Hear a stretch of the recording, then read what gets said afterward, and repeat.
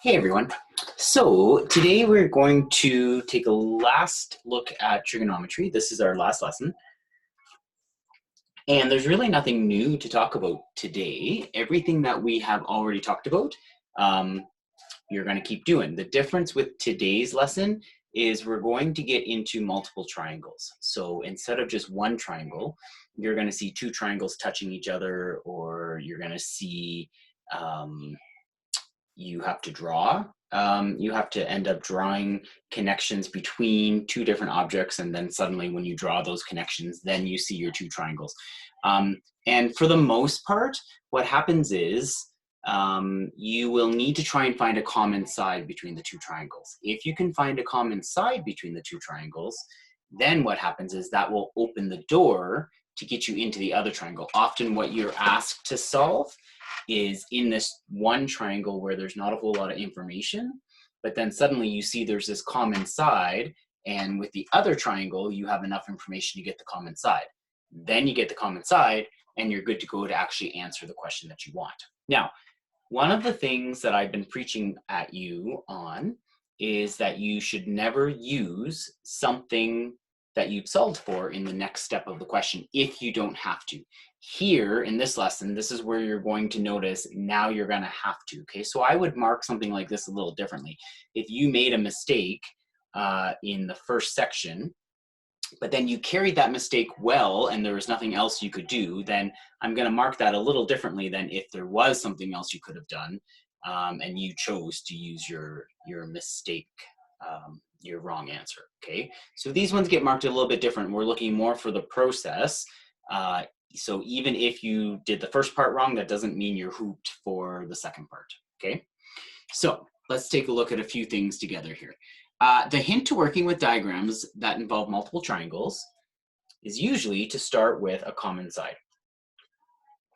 Finding the common side allows you access into the triangle that you really wanted to work with, but you didn't have enough information in the first place. Okay, so here's our first example.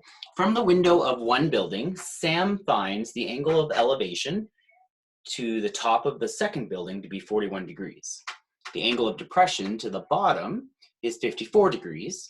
The buildings are 56 meters apart. Find the height of the second building to the nearest tenth of a meter. Now, one of the things I want you to be very careful of with this is don't shut down.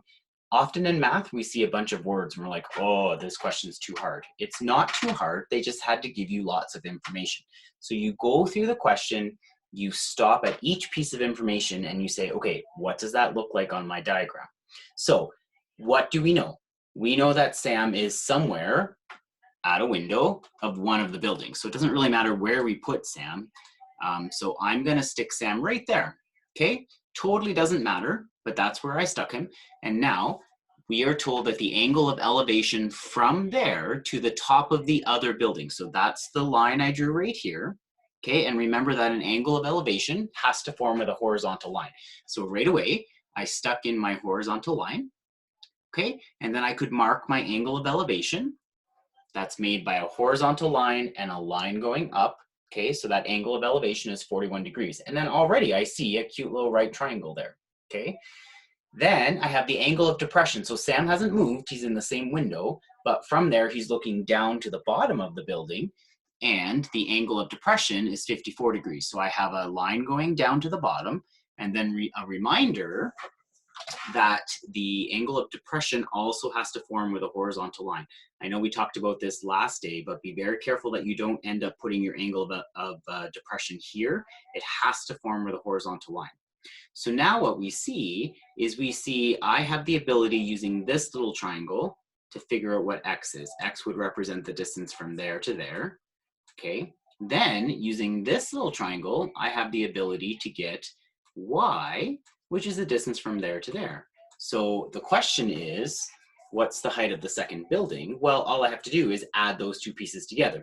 Whatever x is plus whatever y is, that's going to end up being the total height of the building. Now, in order to do that, I need one more piece of information, and that is how far the buildings are apart from each other. Luckily, I know that we were told that the buildings were 56 meters apart from each other.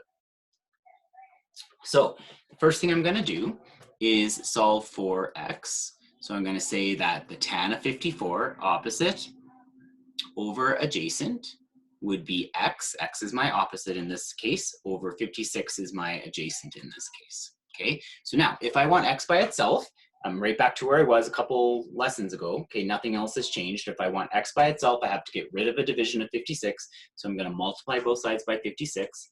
And x is going to equal 56 tan 54 degrees. Now, me personally, I'm going to leave that just like that. If you want the number there, that's fine. The number is 77.07739.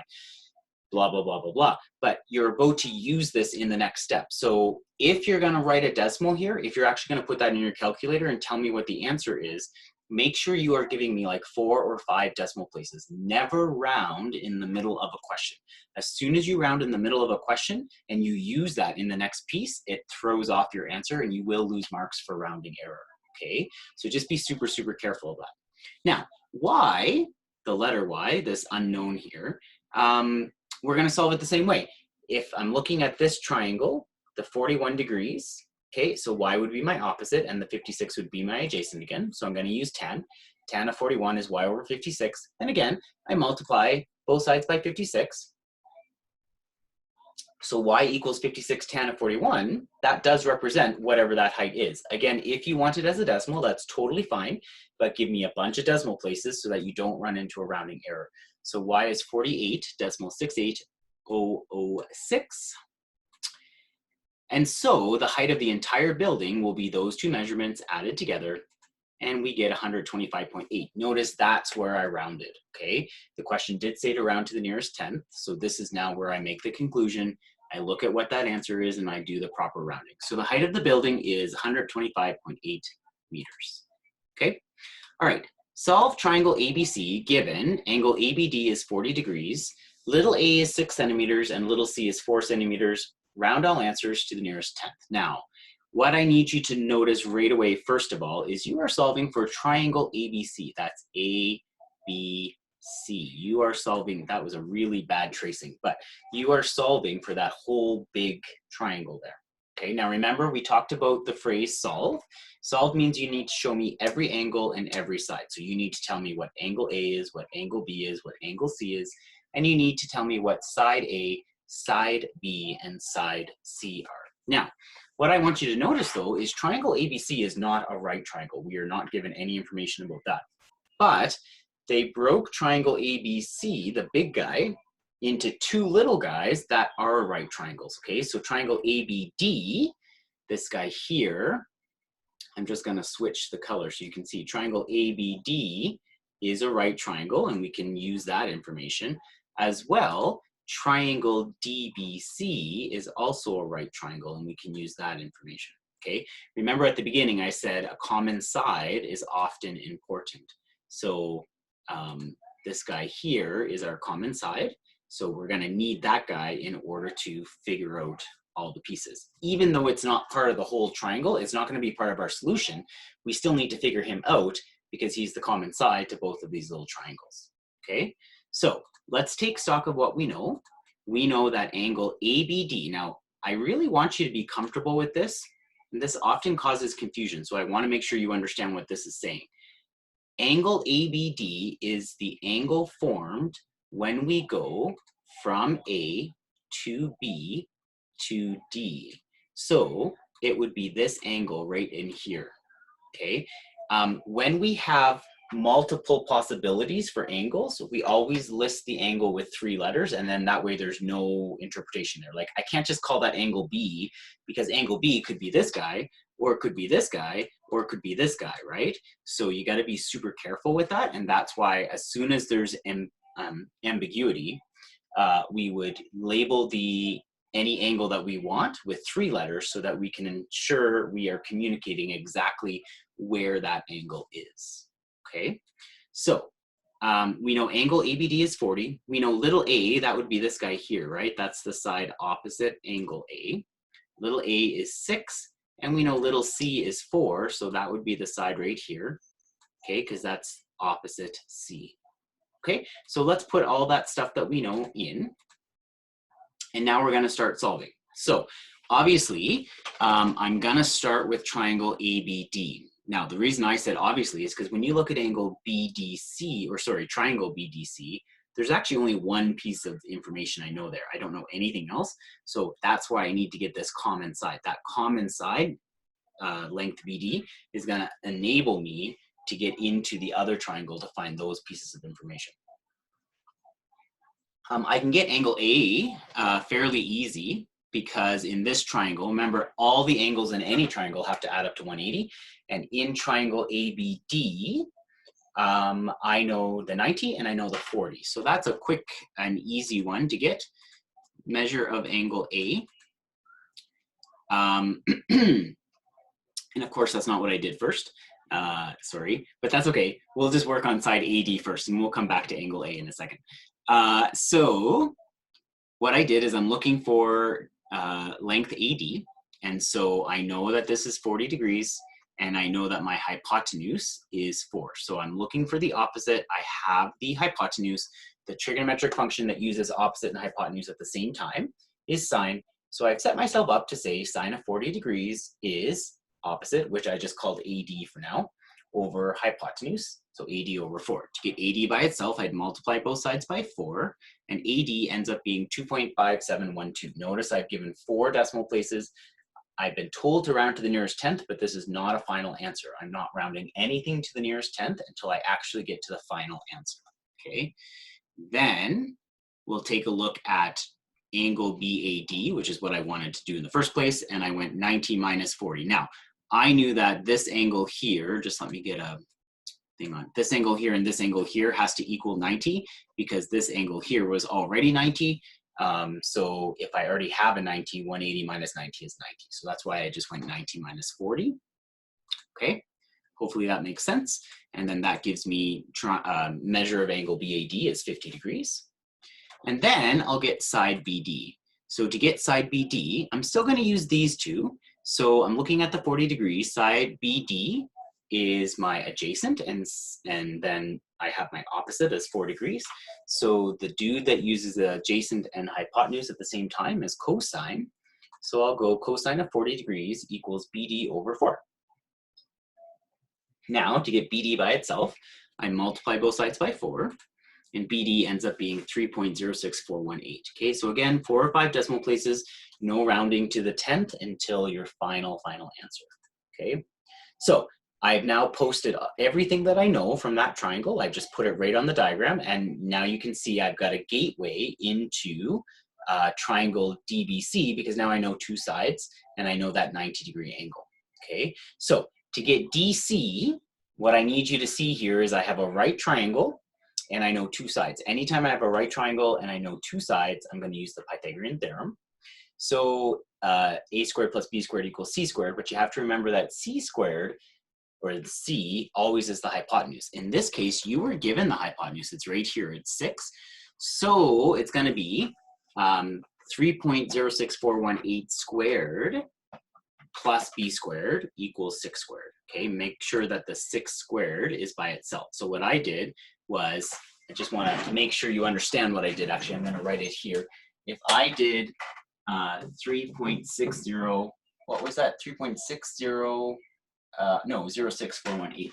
So 3.06418 squared plus b squared equals 6 squared. Then if I want b squared by itself, I'm going to have to subtract this from both sides. So b squared equals 6 squared minus 3.06418 squared, and that's what I've written there, okay, just to kind of save some room on my slide.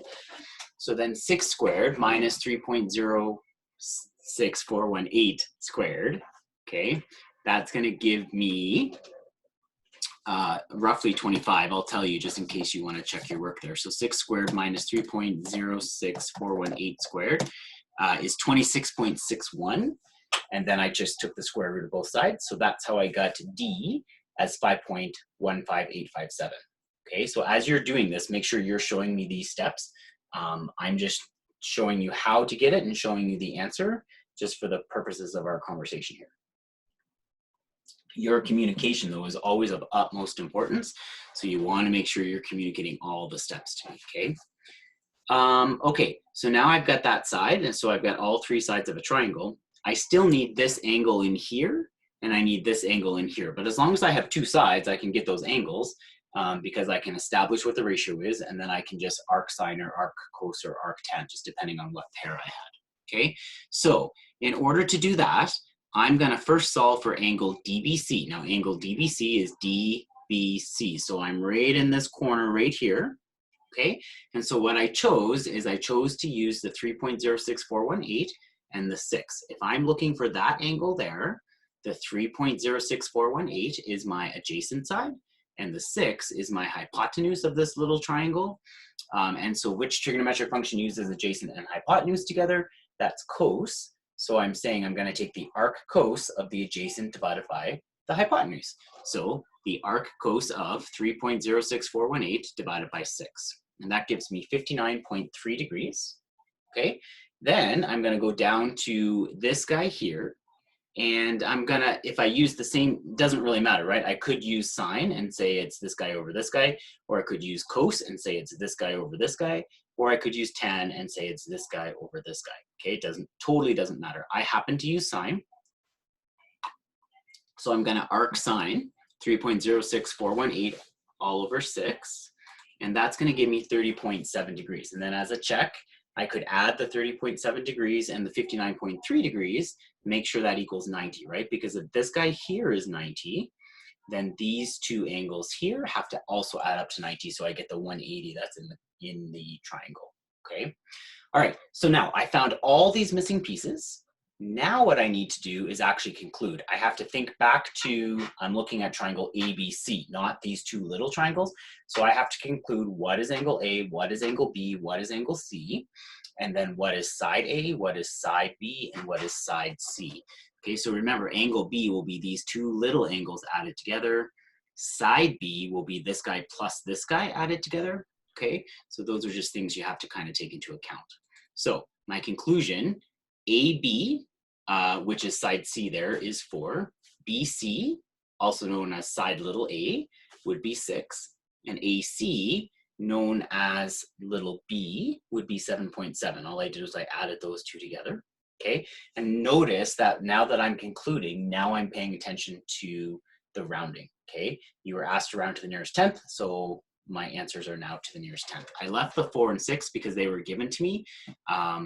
And so I didn't actually calculate those, so I didn't need to say 0.0 there. Okay, and then angle A is 50 degrees.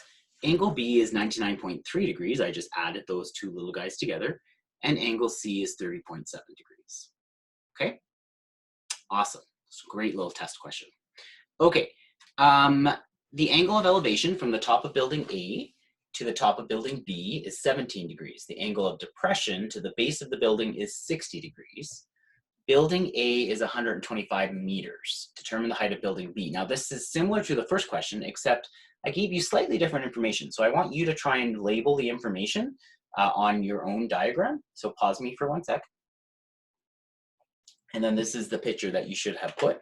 Okay, we've got the angle of elevation to be 17 degrees, the angle of depression to be 60 degrees, and you know that the height of building A is 125. So that's actually useful information because you already know this piece, right? This piece here also has to be 125. What you don't know this time is you don't know the length between the two buildings. And that length between the two buildings is actually the common side to these two triangles, right? We're always trying to use that common side. But because you know the height of building A is 125, you do have a triangle here where you have enough information to figure out the length between the two buildings. So that's the first thing we're gonna do, which I've called X here, okay?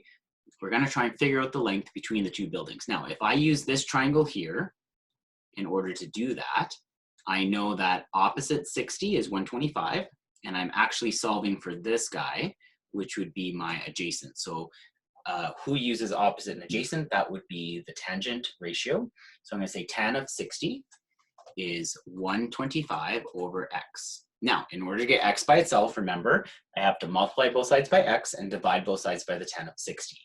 So when I do that, X equals 125 divided by the tan of 60. And then as a number, that's 72.1688. Remember, I don't want to start rounding to the nearest tenth until, actually, this one wasn't didn't give you rounding instructions, so your answer should be to the nearest tenth or to the nearest hundredth. But I don't want to do that yet, not until I actually get my final answer, okay? Otherwise, you're going to run into rounding mistakes, and that sucks. Okay, now I need to get y. Well, I have enough information to get y because I know this is 17. Y would be my opposite, and then the distance between the two buildings, that's actually my adjacent to 17. So I will use tan again, but it will be y over 72.1689.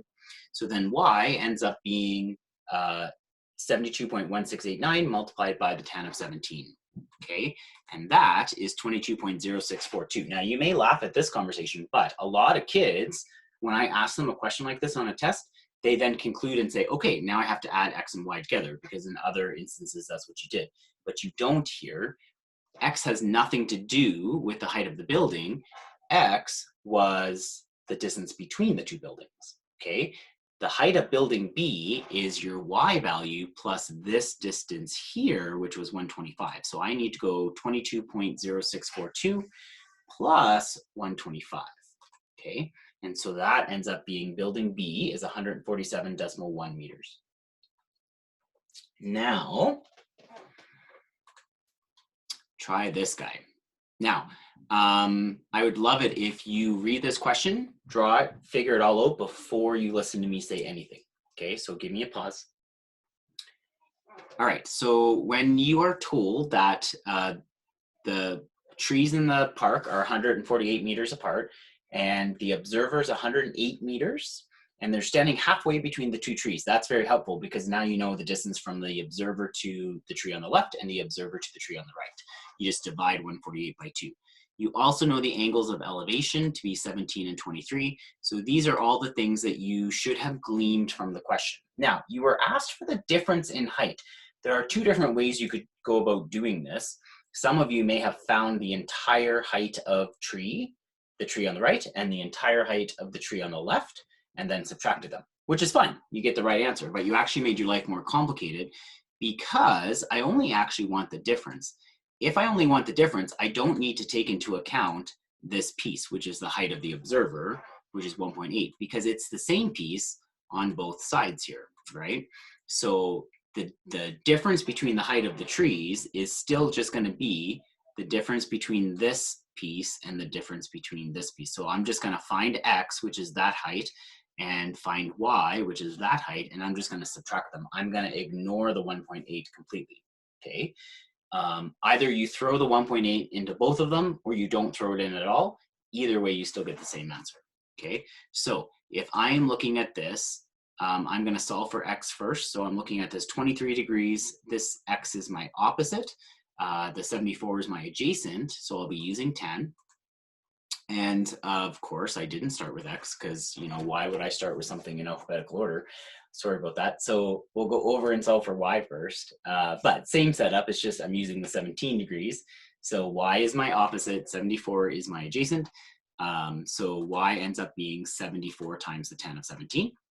And then x ends up being 74 times the tan of 23. And then I just subtract those guys, okay? So notice I didn't even tell you what 74 tan of 17 is, and I didn't tell you what 74 tan of 23 is, because this is actually what I typed in my calculator. Then I don't have any rounding errors whatsoever. If you want, if you want the numbers first, that's totally fine.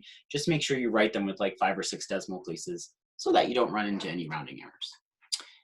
Final answer you should have gotten is 8.8 meters. The difference in height between the two trees is 8.8 meters. Okay, awesome. All right, so that's where I stop and your mission begins. Make sure you give yourself lots of time to practice this. Make sure you are communicating really well. And when you do have word problems, make sure you conclude with some sort of a sentence answering the question, okay? You know where to find me if you have any questions. And until then, until we meet again, have a great day. Take care.